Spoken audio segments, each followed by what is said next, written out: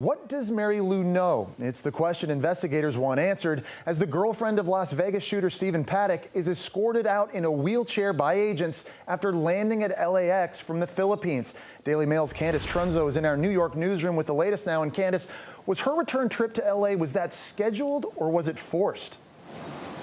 Well, it was, she came back because she was requested to do so. She came back of her own volition. She was not forced to do so. And she was met by the FBI at LAX, and they want to ask her some very, very tough questions. But she's lawyered up, Jesse, so we're not sure how long it's going to take for authorities to find out the answers to why Paddock did this. Okay, Candace, what more are we then learning about the sniper's nest, about the hotel room on the 32nd floor of the Mandalay Bay?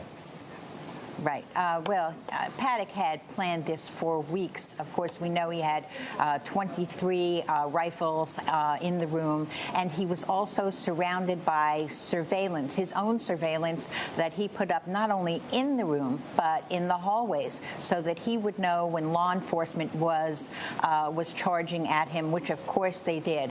And he had, he was prepared. He had a note left on the table. We believe it was a suicide note. Wow, so something very, very calculated and thought out by the shooter. And Candace, police have also released body cam footage of the massacre. What does that footage reveal?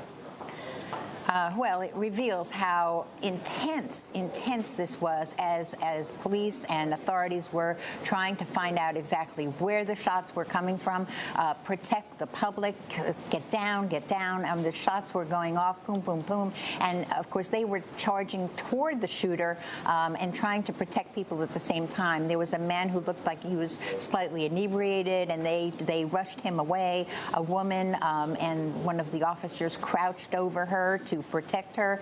They were intent on getting everybody safe and getting to the shooter.